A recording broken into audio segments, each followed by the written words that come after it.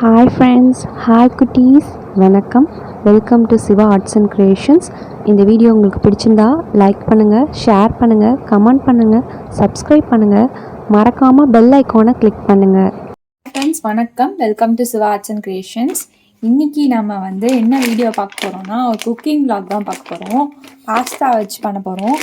இது துரும் வீட் பாஸ்தா ஃபுசிலி அப்படின்னு போட்டிருக்காங்க. இது குவாலிட்டி ப்ராடக்ட் ஃப்ரம் வீக்ஃபீல்டு அண்ட் இது செஃப்ஸ் பேஸ்கெட்டு. இது நெட் குவான்டிட்டி பார்த்திங்கன்னா 534 கிராமு. இதோட எம்ஆர்பி பார்த்திங்கன்னா 180 ருபீஸு, 90 ருபீஸ்ன்ற ப்ரைஸ்க்கு தான் நாங்கள் வாங்கினோம்.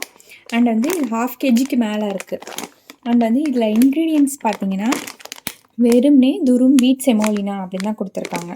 இந்த FSSAI சர்டிஃபிகேஷன்லாம் கொடுத்துருக்காங்க.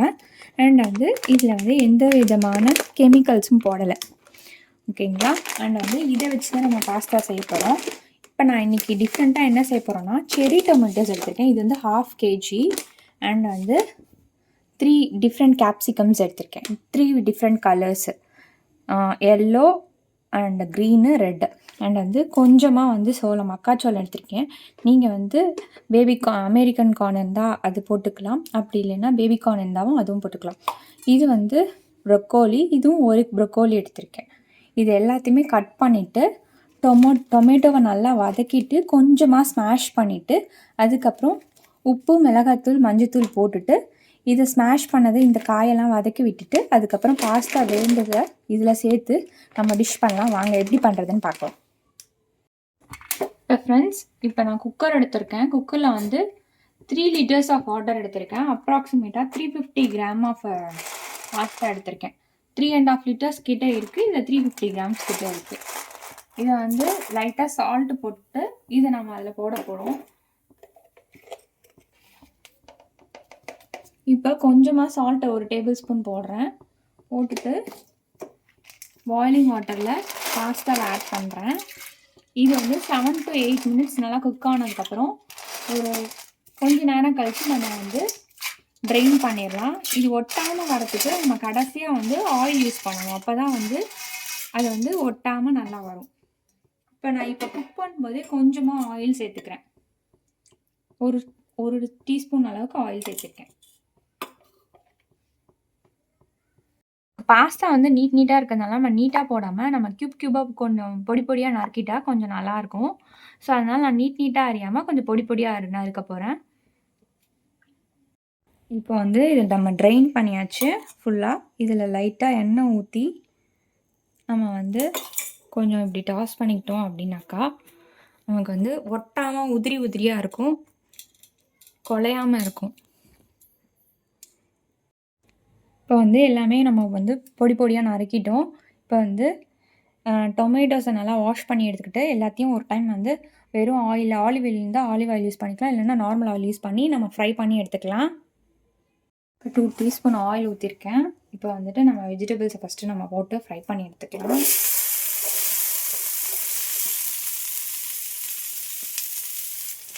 ஃபஸ்ட்டு நம்ம குடமிளகாயெல்லாம் போட்டு ஃப்ரை பண்ணி எடுத்துகிட்டு கடைசியாக நம்ம ப்ரொக்கோலி போட்டுக்கலாம்.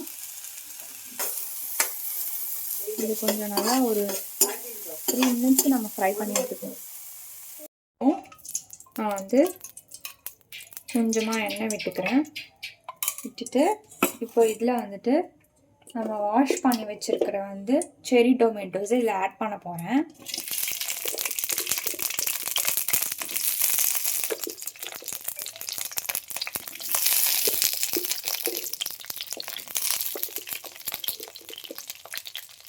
ஆட் பண்ணிவிட்டு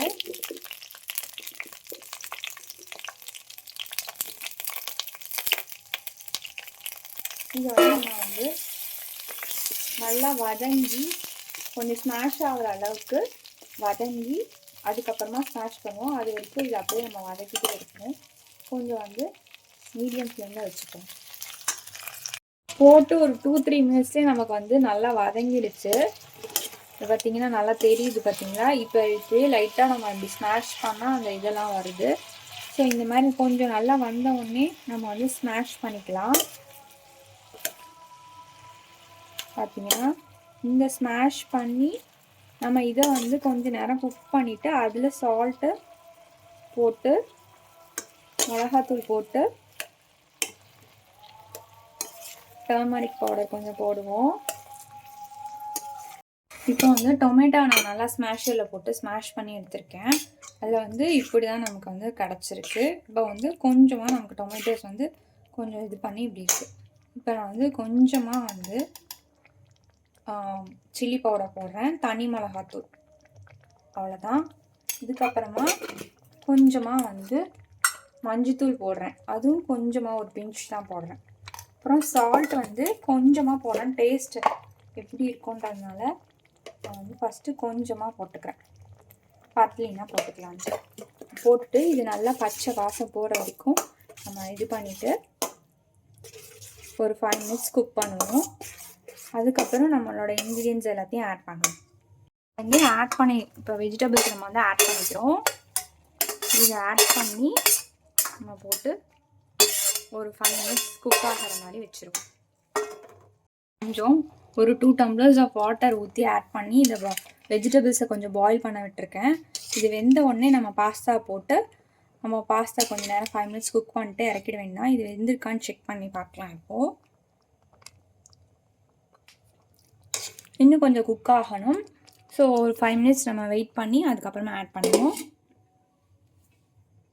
இப்போ வந்து நம்ம இந்த பாயில் பண்ண பாஸ்தாவை இதில் போட்டுப்போம். போட்டுட்டு இதை வந்து ஒரு 5 மினிட்ஸ் குக் பண்ணுவோம்.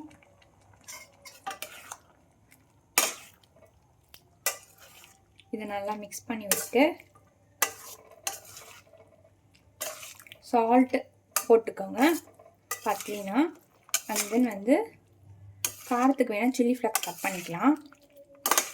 இப்போ வந்து இது நல்லா குக்காகி வரட்டும். இப்போ நம்ம வந்து லைட்டாக சால்ட் போட்டுட்டு கிளறி விட்டுப்போம். கிளறி விட்டு ஒரு 5 மினிட்ஸ் குக் பண்ணோம். ஃபைனலாக நமக்கு இந்த மாதிரி கன்சிஸ்டன்சியில் இருக்குது. ஸோ இந்த மாதிரி கலந்து விட்டால் நமக்கு இந்த மாதிரி இருக்குது. இப்போ நம்ம வந்து பார்த்திங்கன்னா தெரியும். இப்போ நம்ம நிறுத்திட்டு கொத்தமல்லி போட்டுக்கலாம். கொத்தமல்லி நம்ம சும்மா தூவி விட்டுட்டு அப்படியே சர்வ் பண்ண வேண்டியதான். இது டேஸ்ட் பார்த்திங்கன்னா செரி டொமேட்டோஸ்ன்றனால கொஞ்சம் புளிப்பு சுவையாக இருக்குது. தேங்க்யூ ஃபார் வாட்சிங் the video friends. Bye, take care.